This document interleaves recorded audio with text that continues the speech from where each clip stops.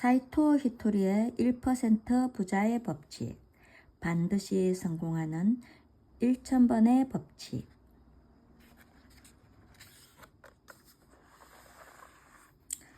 사이토 히토리, 세상에서 가장 행복한 부자 중 한 명으로 1997년과 2003년에 개인 납세액 전국 1위를 차지하였으며 1993년부터 2005년 개인정보보호법이 시행되기 이전까지 12년간 일본 국세청이 발표한 고액 납세자 순위에 12년 연속 이름을 올리는 전대미문의 기록을 세웠다.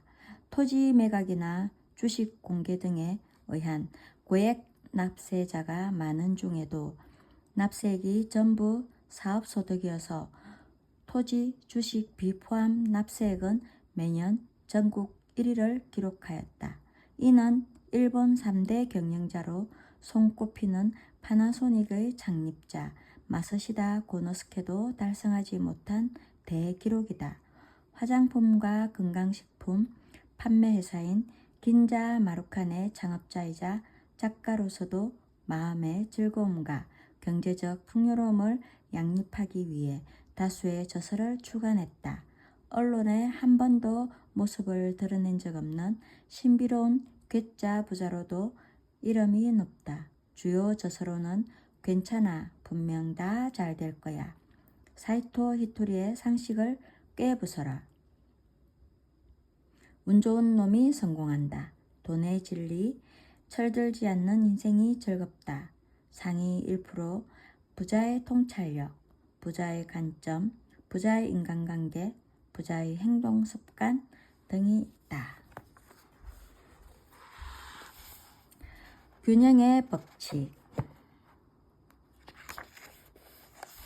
쓰임이 다한 지혜. 세상을 움직이는 중요한 진리 가운데 균형의 법칙이란 것이 있습니다. 우리 앞에 두 사람이 있다고 해봅시다. 한 사람은 부자로 돈 모으는 법을 잘 압니다.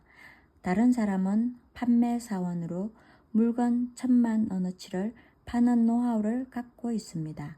그럼 이제 두 사람은 무엇을 해야 할까요? 바로 가르침입니다. 다른 사람에게 자신이 아는 것을 알려주는 것입니다. 아는 것을 흔쾌히 나누어 준다면 그들은 앞으로도 풍족한 삶을 누릴 수 있습니다. 하지만 혼자 간직한 채 꽁꽁 숨긴다면 언젠가는 반드시 실패하고 맙니다. 부자가 되는 법이나 물건을 파는 노하우는 사실 그들에겐 쓰임이 다한 지혜입니다. 그런 지혜를 움켜쥐고 있다 해도 아무런 쓸모가 없습니다. 쓰임이 다한 지혜는 나누는 게 답입니다. 주변 사람들에게 자신이 아는 것을 지속적으로 알려주세요. 점점 더 행복해지는 자신을 발견하게 될 겁니다. 지혜를 나누면 왜 자신이 아는 것을 다른 이들과 나눠야 할까요? 쓰임이 다한 지혜를 움켜쥐고 있는 건 빈곤한 사람의 욕심과 다르지 않기 때문입니다. 빈곤한 마음을 지니고 살면 반드시 가난해집니다. 의미 없는 것들을 내려놓지 못하면 그 무게 때문에 가난의 늪에 빠져듭니다. 물건을 1000만원어치 팔 줄 아는 사람에게 그 노하우는 더 이상 필요가 없습니다. 그러니 다른 사람에게 나눠줘도 손해가 아닙니다. 물건 파는 법을 몰랐던 사람이 그 방법을 배운다면 무척 기뻐할 겁니다. 1000만원을 벌 수 있게 되었기 때문입니다. 그렇게 다른 사람을 가르치고 나면 신기하게도 지혜를 나눠준 사람에게 1000만원의 이익이 더 생깁니다.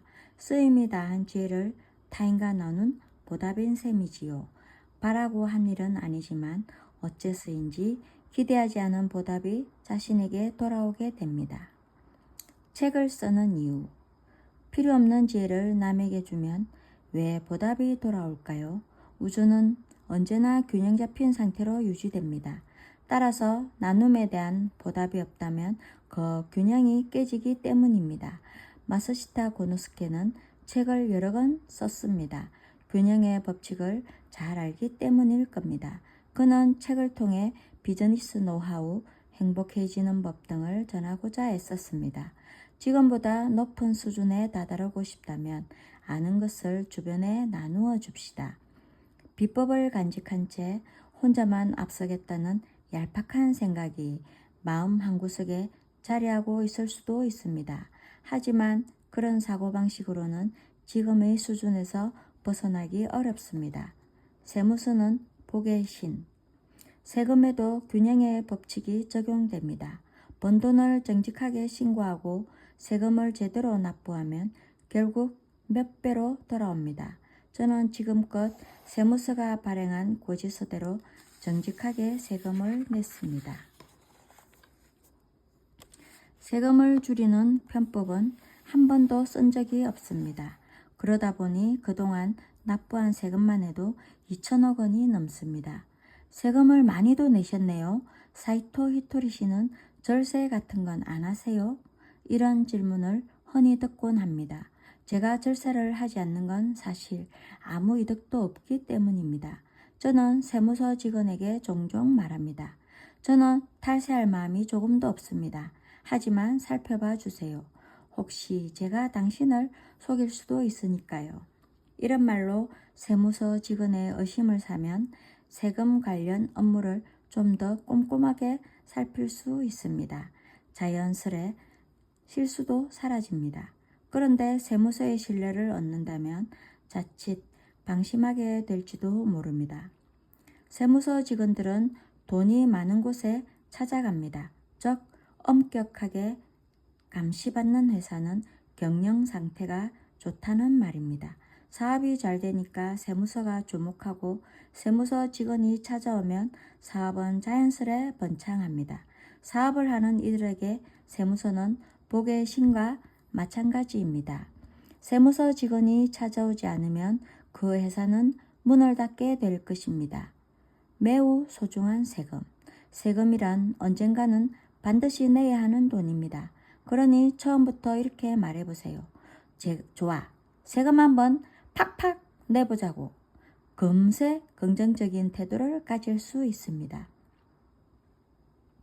세금이란 단어를 들으면 기분이 나빠지는 사람도 있을 겁니다. 하지만 사업가라면 세금이 얼마나 소중한 돈인지 잘 알고 있습니다.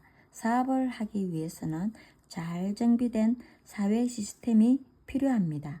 깨끗한 도로, 튼튼한 다리 같은 기반 시설은 물론이고 안전 유지를 위해 경찰관과 소방관도 필요하지요.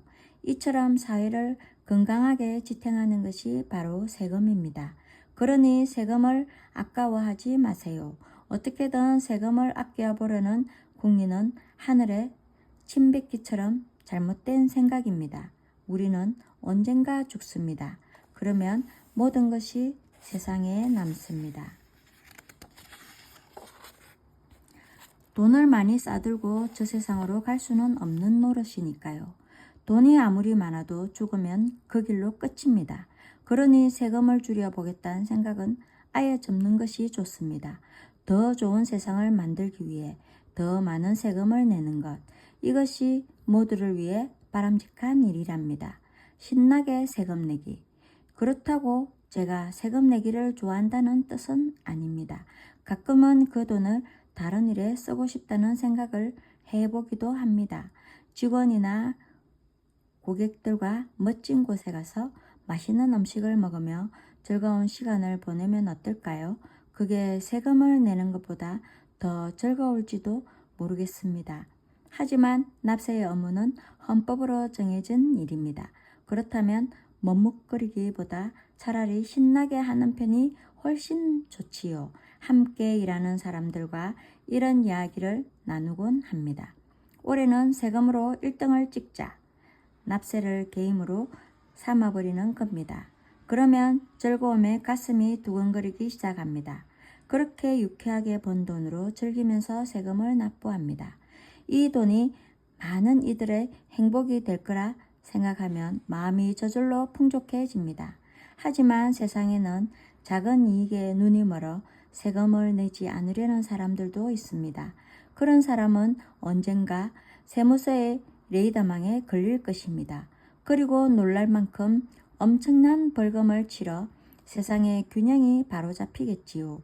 단지 세금에만 해당되는 이야기는 아닙니다. 이 세상 만물은 균형의 법칙에 의해 움직입니다. 이 점을 절대 잊지 마세요. 우주의 중심, 쓰임이 다한 지혜는 다른 이들에게 가르쳐 주는 게 좋다고 앞서 설명했습니다. 그런데 이 표현이 자칫 오해를 부를지도 모르겠습니다. 하지만 우리는 누구나 지혜를 갖고 있기 때문입니다. 다만 잊고 있을 뿐입니다. 저를 통해 깨우침을 얻었더라도 사실은 처음부터 스스로 알고 있던 지혜입니다. 그저 제 이야기가 계기가 되어 잊었던 사실을 떠올렸을 뿐이지요. 이것이 바로 이끌림의 법칙입니다. 우주의 중심에는 거대한 힘이 존재합니다. 인간의 마음은 그 중심과 직접 연결되어 있지요. 모든 지혜는 우주의 중심에 놓여 있습니다. 만약 모르는 게 있다면 우주의 중심에서 그 지혜를 구하시면 됩니다. 해결하고 싶은 문제가 있을 때도 마찬가지입니다. 갑자기 어떤 아이디어가 떠오른다면 그것 또한 우주의 중심에서 전해져 온 것입니다. 이끌림의 법칙. 우주의 중심은 하나이며 모든 사람의 마음은 그곳과 연결되어 있습니다. 따라서 우린 모두 같은 지혜를 지니고 살아갑니다. 배우거나 가르치는 차원이 아닙니다. 제가 어떤 지혜를 가졌다면 여러분 역시 그 지혜를 갖고 있다는 의미입니다. 가끔 자신의 능력치를 웃도는 문제가 터질 때도 있습니다. 좀처럼 해결책이 떠오르지 않는다면 생각을 유지한 채 기다려 보세요. 문득 대답이 다가올 겁니다. 회사 일도 마찬가지입니다. 머릿속에서 무언가를 생각하고 있으면 외부 세계에서 반드시 해답이 찾아옵니다. 그것이 바로 이끌림의 법칙입니다. 아무리 끙끙대도 아이디어가 떠오르지 않을 때는 그 문제를 머릿속에 담아두세요. 좋은 아이디어를 지닌 사람이 곧 당신을 찾아갈 테니까요. 혹시 사람이 오지 않는다면 잡지나 방송이 힌트를 던져줄 겁니다. 그러니 생각을 멈추지 마세요. 아낌없이 나누는 지혜. 그런데 좋은 제품을 만들고 싶은데 왜 아이디어가 떠오르질 않지? 하는 막연한 생각만으로는 이끌림의 법칙이 제대로 작동하지 않습니다. 이렇게 열심히 생각했는데도 아직 해답을 찾지 못했네. 이제 슬슬 누군가가 답을 가지고 오겠지. 이렇게 스스로에게 말해 봅시다. 곧 귀인이 찾아올 것입니다. 내게 필요한 것은 세상 어딘가에 반드시 존재합니다. 손에 넣고 싶다고 늘 생각하면 그것은 어느새 내 곁에 자연스럽게 끌려오게 된답니다. 지혜, 사람, 물건 모두 마찬가지입니다. 그러니 멋진 생각이 떠오르지 않는다고 초조해야 할 필요는 없습니다. 이끌림의 법칙에 따라 언젠가 그 아이디어가 반드시 여러분을 찾아갈 테니까요. 저는 협력을 소중하게 여깁니다. 그래서 제 회사의 직원들은 사이가 무척 좋습니다. 그리고 자신의 지혜를 아낌없이 공유합니다. 저 또한 20년 넘게 주변 사람들을 가르쳐 왔습니다. 인색한 부자가 되는 것을 원치 않았기 때문입니다.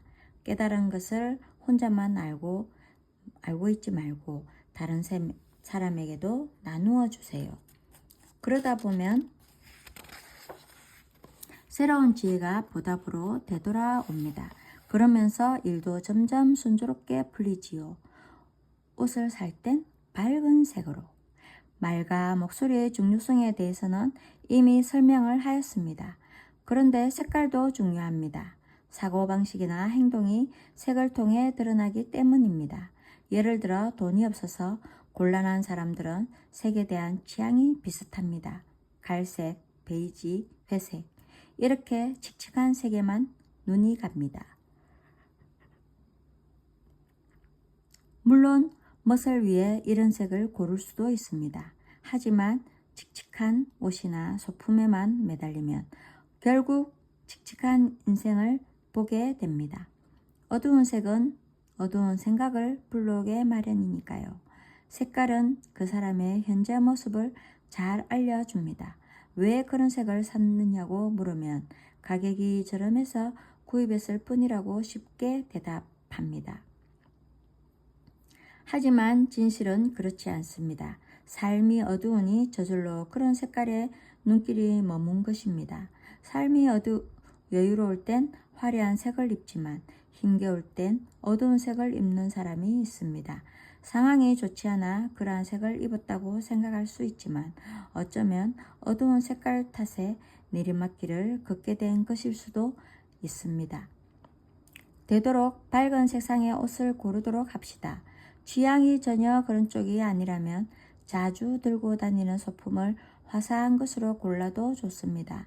그러면 모든 일이 어느새 좋은 방향으로 나아가게 됩니다. 나의 일이 좋은 방향으로 향하면 이번에는 주변 사람들에게 눈을 돌려봅시다. 칙칙한 옷을 입은 사람이 있다면 주위에서 살펴보세요. 만약 그 사람의 인생이 불행하다면 살며시 말해주세요. 밝은색 옷을 한번 입어보세요. 만약 그 사람이 당신의 조언을 받아들인다면 깜짝 놀랄 만큼 활기찬 모습으로 빛날 것입니다. 그리고 당신에게 감사 인사를 건네겠지요.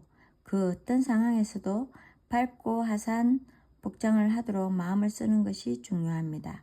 옷차림은 아주 중요하기 때문입니다. 걸치는 옷이 뭐 그리 중요하냐고 말할 수도 있지만 하지만 그것이 잘못된 생각입니다. 어떤 색깔의 옷을 입느냐에 따라 행복의 유무가 달라질 수 있습니다. 저는 이것을 색깔의 법칙이라고 부릅니다.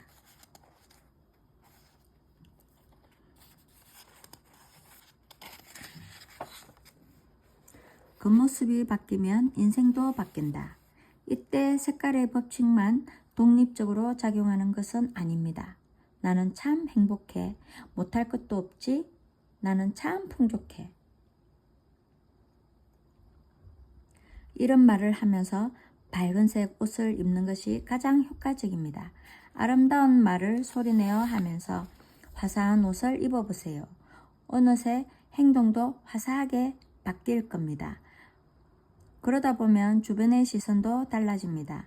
그리고 완전히 바뀐 자신의 인생을 어느새 깨닫게 됩니다. 이처럼 겉모습에는 인생을 바꾸는 강력한 힘이 있습니다.